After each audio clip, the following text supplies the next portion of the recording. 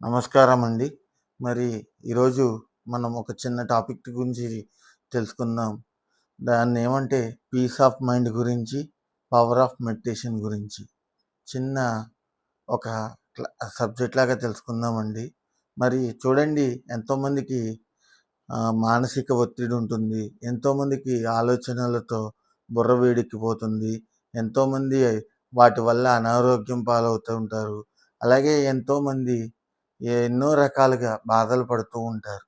ఇయన్నీ తగ్గించుకోవడం కోసం అంటే లైక్ అనారోగ్యం వస్తే తగ్గించుకోవడం కోసం హాస్పిటల్ చుట్టూ, డాక్టర్ల చుట్టూ తిరుగుతూ ఉంటారు. మానసిక ఒత్తిడిని తగ్గించుకోవడం కోసం సెల్ ఫోన్‌లో దూరి ఏదో వీడియోలు చూసి నవ్వుతా ఉంటారు. బలవంతంగా నవ్వుతారు.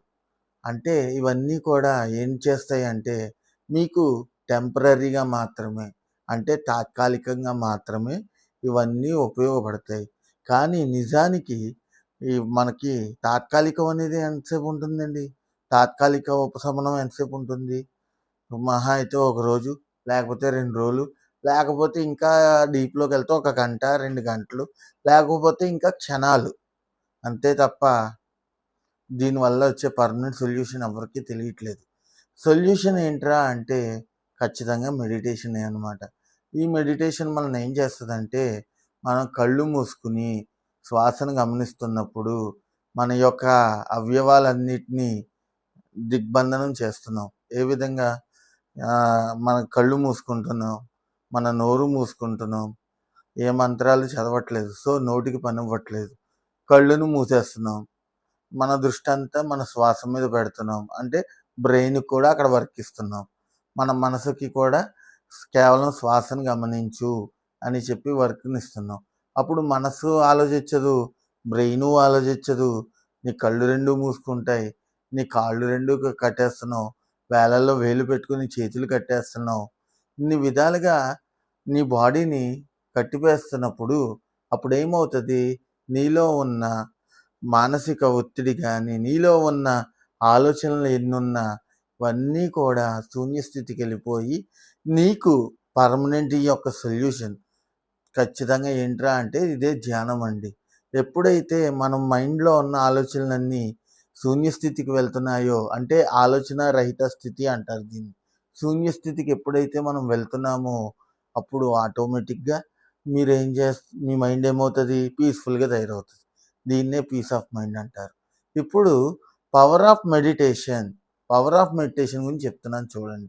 ప్రతి ఒక్కరు అడుగుతా ఉంటారు. ఎందుకు ధ్యానం చేస్తున్నావు? నీది వయసు అంత కాదు కదా! నీకెందుకు ఈ వయసులో ధ్యానం? నువ్వు ఎన్నో ఎంజాయ్ చేయాలి కదా! నువ్వు యూతు కదా! నువ్వెన్నో ఎంజాయ్ చేయాలి కదా! నువ్వు ఎన్నో చూడాల్సినవి ఉంటాయి కదా!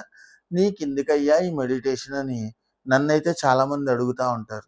వాళ్ళందరికీ కూడా నేను చెప్పే సొల్యూషనే ఈ పవర్ ఆఫ్ మెడిటేషన్ యొక్క సబ్జెక్ట్ అనమాట. చూడండి, ఏవండీ ఇప్పుడు యూత్ అంటే బండి మీద హీరోలా యేసుకొని, ఎనకాల అమ్మాయిల్ని ఎక్కించుకొని, ఫోజులు కొడుతూ ఇయన్నీ కూడా తాత్కాలికమండి.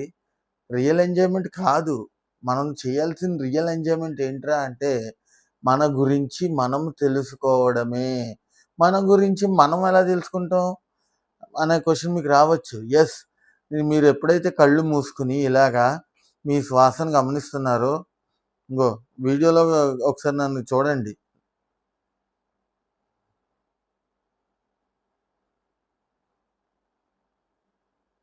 ఈ విధంగా నేను శ్వాసను గమనిస్తూ కూర్చున్నాను. శ్వాసను గమనిస్తున్నప్పుడు నా లోపలికి నేను ప్రయాణిస్తున్నాననమాట. అప్పుడు నేను ఏం చేస్తున్నాను? నేనెక్కడున్నాను? నేనేం చేస్తున్నాను? ఎందుకున్నాను? ఇవన్నీ కూడా కేవలం మనకి ఈ యొక్క ఉచ్ఛ్వాస, నిశ్వాసాల ద్వారానే తెలుస్తదనమాట. మన గురించి ఎదుటోడు చెప్పడం కాదండి. మన గురించి మనం తెలుసుకోవడమే అసలైనది. మన గురించి మనం తెలుసుకోకుండా ఎదుటి వాళ్ళకి నీతులు చెప్పడం ఏం ఉపయోగం? ఇప్పుడు అమ్మాయిలనేసుకొని, బండేసుకొని ఇష్టం వచ్చినట్టు షికారులెళ్ళిపోతే నిన్ను మహా అయితే నలుగురు చూసి చప్పట్లు కొడతారు. ఇద్దరు, ముగ్గురు విజిల్సేస్తారు. దానివల్ల వచ్చే ఉపయోగం ఏమీ లేదు. ఆ అమ్మాయిని ఎక్కించుకున్నందుకు తప్పుగా అనుకోకండి వీడియో చూసే వాళ్ళందరూ. అమ్మాయిని ఎక్కించుకున్నందుకు ఆ అమ్మాయి డబ్బులు ఆ డబ్బులు మీ జేబులోంచే పెట్టాలి. అమ్మాయి ఏం తీసి పెట్టదుగా. అంతేనా? మీ యొక్క డబ్బులు ఖర్చవుతాయి. మీ యొక్క టైము వేస్ట్ అవుతది.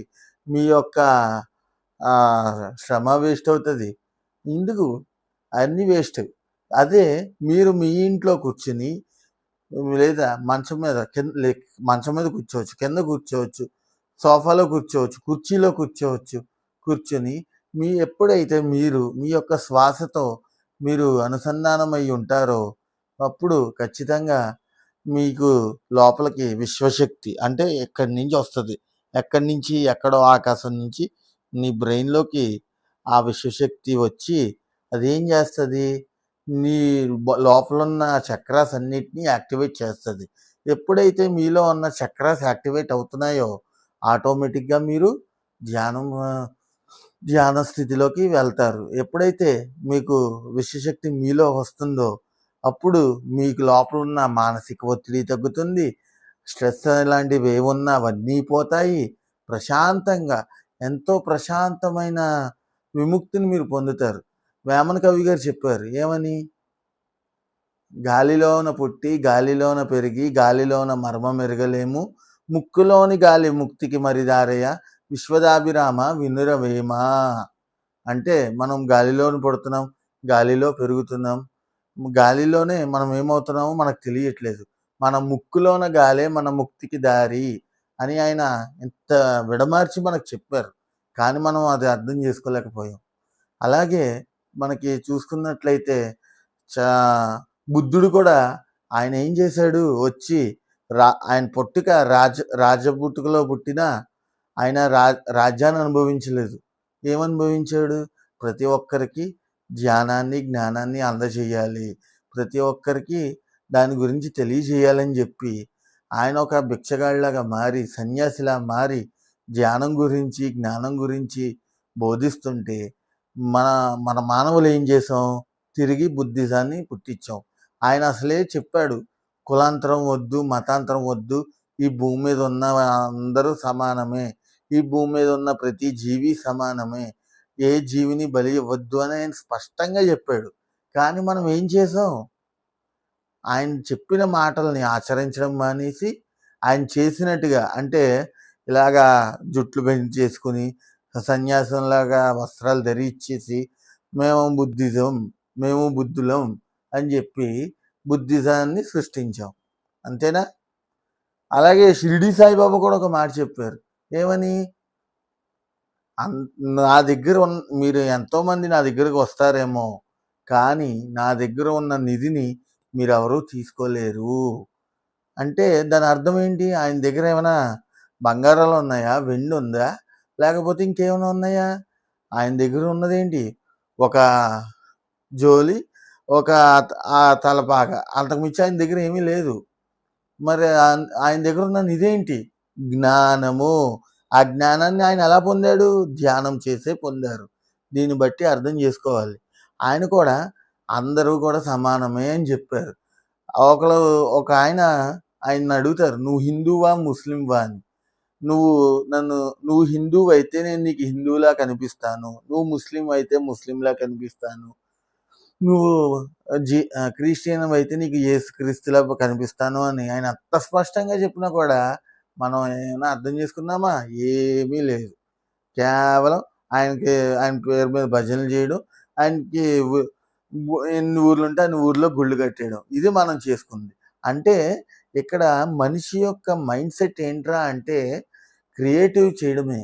సృష్టించేయడానికి రెడీ అవుతారు కానీ నిజానికి ఆ దేవుళ్ళు చెప్పిన మాట కానీ, గురువులు చెప్పిన మాటను కానీ అస్సలు ఎవరూ పట్టుకోలేదు. అలాగే ఆదిశంకరాచార్యుడు కూడా ఒక మాట అన్నాడు. దాన్ని అద్వైతము అంటారు. అంటే చూడండి, ఇప్పుడు మీ ముందు కెమెరా ఉంది. అంటే నా ముందు ఒక కెమెరా ఉంది. ఈ కెమెరాలో నేను కనిపిస్తున్నాను. ఓకే. నా ముందు 5 కెమెరాలు ఉన్నాయి. 5 కెమెరాల్లోనూ నేను కనిపిస్తాను. కానీ 5 కెమెరాల్లోనూ ఉన్న నేను 5 కెమెరాలు అవ్వను కదా! అంటే నా బింబం 5 రూపాయలుగా ఉంటుంది. కానీ 5 నేను అవ్వనుగా. అంతేనా? ఆయన ఎంత విడమర్చి చెప్పారు. మనం వాటిని అర్థం చేసుకోలేకపోతున్నాం అన్నమాట. ఇన్ని నేనులు ఉండవు కదా! నేను అనేది ఒక్కటే.